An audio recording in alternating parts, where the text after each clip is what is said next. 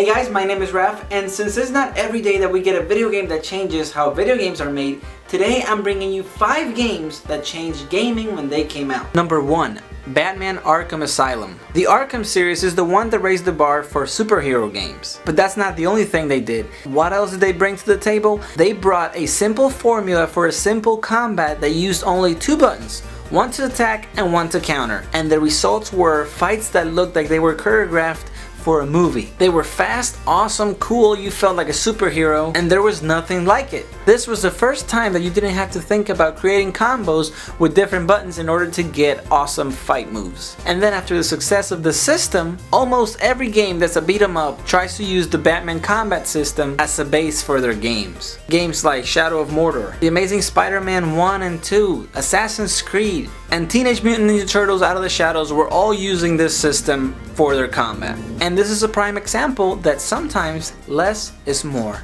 Number 2. Resident Evil.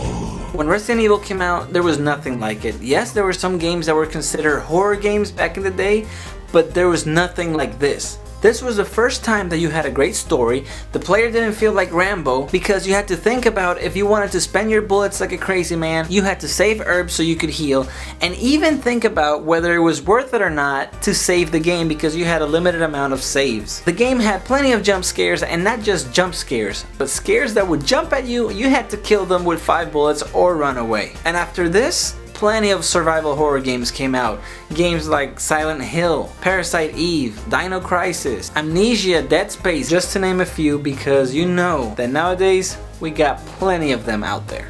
Number 3. Grand Theft Auto 3. In the beginning, there were games that were linear.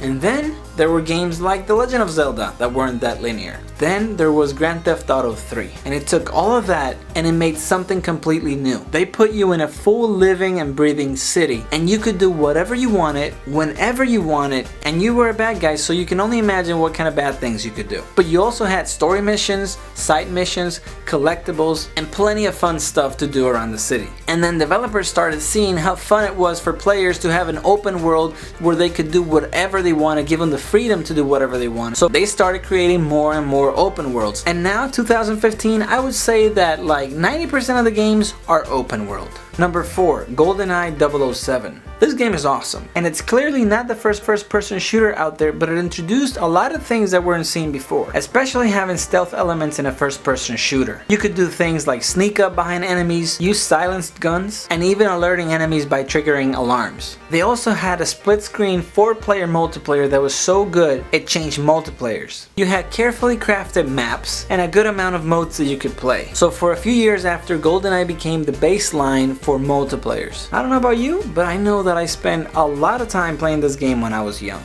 Number 5. Final Fantasy VII. Before Final Fantasy VII, every RPG was 2D, but then when Final Fantasy VII came out, that completely changed. The game was 3D, it had an amazing story, amazing music, cutscenes that looked like movies, and a 3D battle system. Since this was never done before, the game ended up being so big that it did not fit in the Nintendo cartridge, so they had to move to PlayStation, and even there, it didn't fit in 1 disc. They had to put the game in 3 discs. By a lot of fans, this game is considered the best Final Fantasy game of the franchise. Let me know what other video games you know that have changed gaming in some way, and if you like this video, please like, and if you haven't subscribed, I post videos every week on anything that has to do with video games. Thanks for watching, and I'll see you later.